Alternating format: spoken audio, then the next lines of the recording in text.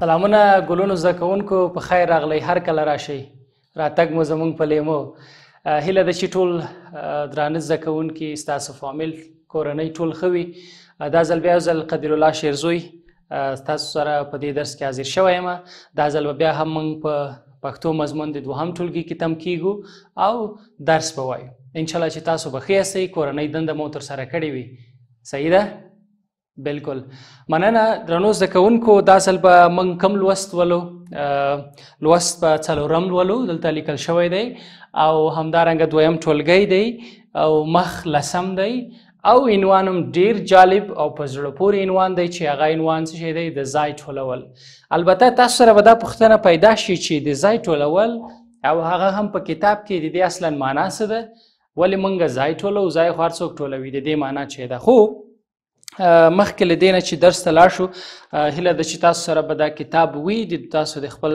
صنف ټولګي کتاب به در سره وي د دوهم ټولګي نو مخ لسم دی تاسو راشئ لسمې صفحې ته لسم مخ ته هلته لیکل شوي څلورم لوست او د ځای ټولول مخکې له دې نه چې زه دلته ستاسو د کتاب نه پوښتنې راواخلم ستاسو نه به څو پوښتنې وکړم آیا کور کې تاسو ځای په خپله ټولوئ او که د کورنۍ نورو غړو ته پرېږدئ پرېږدئ بالکل ځینې زده کوونکي یا دوستان ملګري هغوی وایي چې زما مورکۍ او یا زما خورکۍ به زما ځای ټولوي زما یې پیڅه ځکه زه خو مکتب ته ځم یا ښوونځي ته ځم یا شاید نور کارونه هم وي او بله دا ده چې ډېر خلک دا فکر کوي چې نه دا زما یاد نه دی که نه ځای ټولول هم یو تخنیک غواړي صحیح ده او بالکل نو بالکل تاسو ویلې ځینې زده کوونکي په دې اند دي چې موږ یې ټولو او ځینې په دې اند دي چې نه موږ یې بل چاته پرېږدو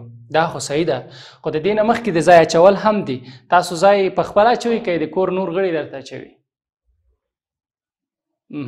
د کور نور غړي اچوي صحیح ده هغه تاسو ته ځای برابروي چې تاسو آرامه خوب وکړئ صحیح ده آفرین ګلونو زده کوونکو خبرې ډېرې دي د درس په باره کې ولې غواړو موږ دا درس یا دغه لوست ولولو ځکه په دې کې به موږ ځینې کلمې پېژنو او همدارنګه به کولی شو چې څه کول غواړو په ټوله ورځ کې موږ تاسو کوم کارونه کوو صحیح ده او څه کارونه باید ترسره شي اول خو دا ده چې نه تنها د ځای ټولول ډېر زیات کارونه دي چې موږ تاسو یې باید په روزمره ژوند کې وکړو هغه دا دي چې ستاسو په شان پاڅېږه او وده شه داسې نه بلکې ډېر کارونه دي چې باید تاسو یې وکړئ نه دا چې یوازې لوبو ته لاړ شه او یوازې ښوونځي ته لاړ شه او بس کور کې راشي کښېنې چې مورجانې ما ته مو بس را پاخه که نو زه خو راغلی یم او کارونه مې کړي او داسې دیوالونه مې جوړ کړي او نو داسې خبرې نشته دی خبرې دا دی چې هر څوک په ټولنیز ژوند کې پلار مور خور ورور ټول باید خپل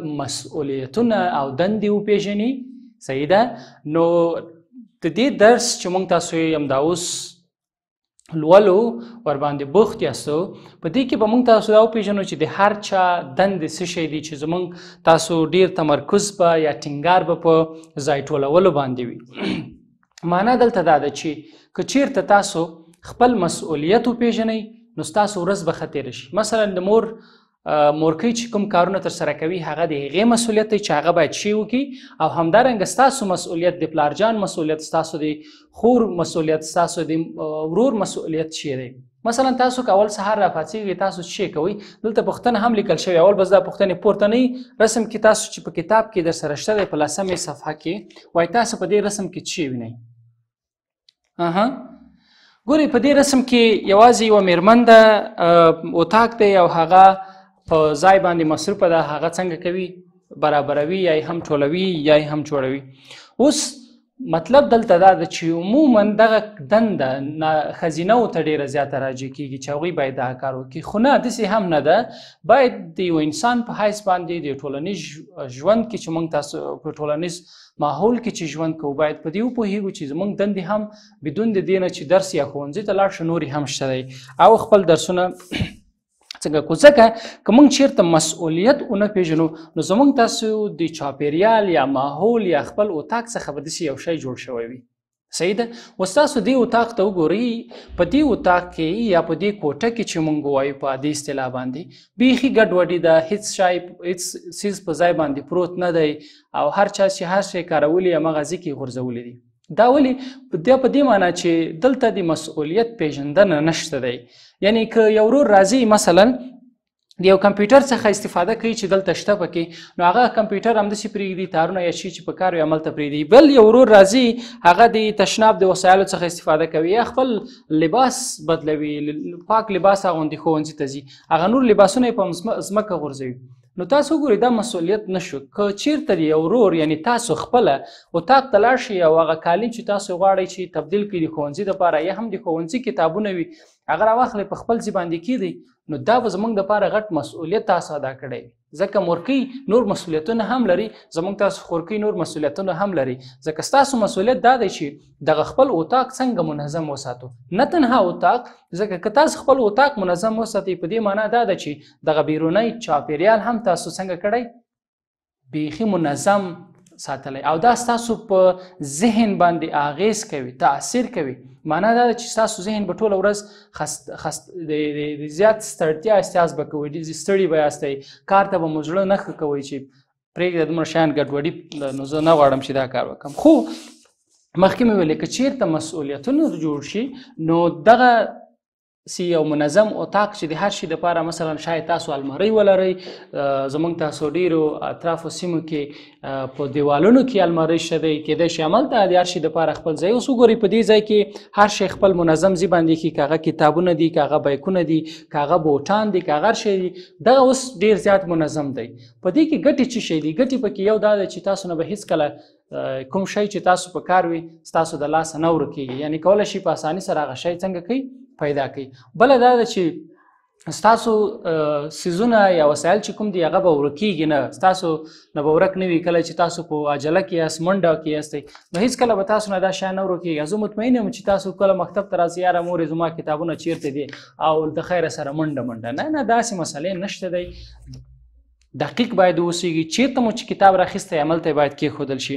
همدلته وګورئ هم د ښځینهو وسایل پکې شته دی، هم د نارینهو.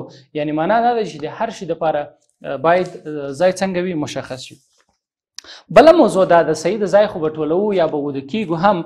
اوس دې ماشوم ته وګورئ وده دی، او د وده کېدا سره یې هم ځینې وسایل خواته ایښي دي، څراغ ایښی دی او د لوبو شیان دلته خواته ایښي دي.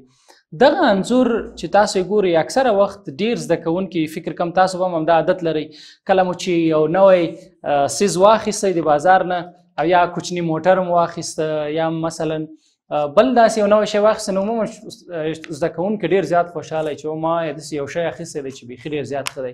البته هغه غواړي چې ځان سره یو ځای خوا کې وده کوي، هغه سره لوبې کوي، همدغسې وده شي.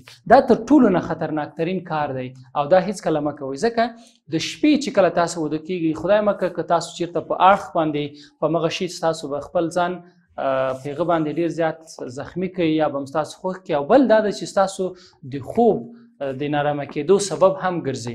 مثلا که هغه تاسو خو موبایل یا تلیفونونه نه لرئ، خو هغه زده کوونکي یا خلک هغوی ځان سره موبایل خوا کې ساتي، یا قلم ساتي، یا کتابچه ساتي، او یا هم داسې نور د لوبو توکي وي هغه ځان سره خوا کې ساتي، همداسې وده شي. یا هم د خوراک کوم څیزونه وي، مڼه وي یا بل څه وي، دا هېڅکله د خوا ته ځان سره مه پرېږدئ، ځکه دا هم د ځای د ټولولو د اصولو څخه دی، او یا د ځای په وده کېدونکو د اصولو څخه دی چې تاسو یې باید زده کړئ. ځکه تاسو هغه شیان چې هغه ستاسو د خوب د ضرر سبب ګرځي هغه باید تاسو د ځان څخه ایسته کړئ. ځکه تاسو باید آرامه خوب وکړئ. که چېرته نارامه شو نو ستاسو خوب نارامه ده. کله چې خوب نارامه شو نو بیا ورځ هم ډېره بده تېرېږي، او بیا به وایي چې هېڅ جوړ نه یم، بیا به بانې هم کوي چې والا مکتب ته هم نه ځم، ښوونځي ته هم نه ځم، مورې دا هم نه کوم، هم نه کوم. یو ډول نارامي دې په وجود کې را پیدا کېږي، هغه ځکه چې تا خوب صحیح سم نه ده کړی، او دغه خوب د دې لامل ګرځي چې ستا ټوله ورځ خرابه کړي او بالاخره درس نشي ورکولی. نو په لنډه کې داسې وایم، هغه توکي چې هغه ستاسو د خوب ضرر ګرځي یا ستاسو خوب ته مشکل پیدا کوي باید هغه څنګه شي ایسته شي ستاسو د خوب د ځای څخه. دوهمه پوښتنه چې ستاسو په کتاب کې په 10 صفحه باندې دلته درکړل شوې ده، صحیح ده. په هغه کې څه لیکل شوي دي؟ تاسې چې سهار له خوبه پاڅېږئ څه کوئ؟ دا ډیره مهمه پوښتنه ده. کله چې سهار له خوبه پاڅېږئ څه کوئ؟ البته د منځو او اودسو د دې کارونو نه وروسته تلاوت که وشو دا به ډیره ښه خبرې. د هغه نه وروسته به نو تاسو څه کوئ؟ البته چې سهارای به کوئ یا ناشته کوئ د سهار د خپل فامیل سره یو ځای. کوشش وکړئ چې د سهار ناشته همیش څنګه شي وکړئ. د هغه نه وروسته کتاب او کتابچې او بایکو لباس بدلوئ او له خیره سره د خپلو ملګرو سره یو ځای د چیش په لور ځئ، د ښوونځي په لور. کله چې ښوونځي ته لاړ شئ هلته لومړی خو د دوستانو سره له خپل همصنفیانو سره او هغه ملګري چې ستاسو یې په ښوونځي کې لرئ هغوی سره روغبړ وکړئ. کله مو چې روغبړ وکړ بیا راځي استاد ته، استاد سره باید هم روغبړ وشي، هماغسې کتابونه البته چې یو شی دا ده چې تاسو باید مخکې له دې نه چې مکتب ته لاړ شئ، ښوونځي ته لاړ شئ، په کور کې باید تاسو خپل تقسیم اوقات یا مهالویش وګورئ چې نن موږ کوم مضامین لرو په مکتب کې او هماغه در سره واخلئ. داسې نه چې راځه ټول مې بار کړي او د خیره سره چې کوم یو راسیخ شو هماغه به راواخلم. داسې نه کېږي که نه. کله چې درس وایي منظم باید لاړ شي. همدغه خپله دا ځینې اصول مقررات زده کول دا په دې معنی دی چې تاسو باید څنګه منظم اوسئ. که یو څوک دروغ وایي، که یو څوک ښوونځي ته نه ځي، که یو څوک کتابونه زیات وړي، که یو څوک اتاق سم نه وي، که یو څوک په ځای کې صحیح درست نه وده کېږي، که یو څوک بدې خبرې کوي، که یو څوک صحیح شیان نه وایي، دا ټول به تا په دې باندې دلالت کوي چې ته ښه زده کوونکی. زده کړه په دې معنی نه ده چې یوازې کتاب زده کړو. زده کړه په دې معنی نه ده چې ته یوازې تمرینونه حل کړو. زده کړه په دې معنی ده چې انسان ښه شخصیت واوسېږي، هم یې ځان ته او هم یې څنګه شي نورو ته ګټه ورسېږي. نو اوس دا ده چې بیا له ښوونځي نه راشي کور ته او په کور کې بیا څه وکړي؟ ډوډۍ وخوري او بیا د کور کارونه وکړي. که وده کېدلی شي وده شي، بیا هم د کور سره مور او پلار سره کومک وکړي. له هغه نه وروسته چې کله ماښام مازدیګر شي بیا هغه کورنۍ دندې یا درس یو ځل بیا تکرار شي، همدغسې شپه راځي. نو دغه باید ورځني کارونه دي چې هر وخت وشي. باید تاسو د هر شي دپاره مهالویش ولرئ. درېیمه پوښتنه ستاسې کور کې څوک او څه کارونه کوي؟ ما مخکې مو ویلي د هر چا مسؤلیت ستاسو ته خپله څه کار کوي. خورئ او څښئ حساب نه منې؟ نه، داسې نه کېږي. خورو چې خل حساب دا نه مانه، یعنی مور د کور هغه کارونه چې هغې ته مربوط وي هغه کوي، پلار په سحر کې یا بیرون چې کوم کارونه کوي هغه تر سره کوي، او ورور هم پوهنتون ته ځي، ښوونځي ته ځي او له پلار سره یا له مور سره کومک کوي، سودا راوړي. ته څه کار کوي؟ ستا مسؤلیت دا دی چې خپل توکي دې وساتې. ستا مسؤلیت دا دی چې مهالویش ځان ته جوړ کړې. ستا مسؤلیت دا دی چې نورو ته آزار او اذیت ونه کړي. مثلا په خپل توکي د بې نظمه توګه چیرته وغورځول معنا دا چې ته ټول فامیل ته سرغوږی جوړوي. معنا دا ده چې باید تا ته ډوډۍ هم در نه کړي. صحیح ده؟ نو دا ټول وسایل چې ته دغه روزمره ژوند څنګه تېروي دا ستا په دې څه شي پورې تړلي دي؟ په څه شي پورې تړلي؟ ستا په دې ماحول، ستا په ذهنیت پورې تړلي. صحیح ده؟ نو دا اوس زموږ یو څو پوښتنې او خبرې دي درس د ځای ټولولو په هکله. په راتلونکي درس کې به انشاءالله موږ تاسو دغه متن ولو چې د ځای ټولولو په هکله موږ تاسو ته په کتاب کې کومې توصیې کومې خبرې شوي دي هغه به منو او ځینې کلمې به هم زده کوو. مخکې له دې نه چې خدای پاماني در سره وکړم دلته یو څو کلمې دي دا به تاسو ولولئ په لسم مخ باندې، او بل درس کې چې انشاءالله موږ تاسو حاضرېږو تاسو به اماده یاستئ. په لوی او بخښونکي خدای مسپارم. د الله په امان.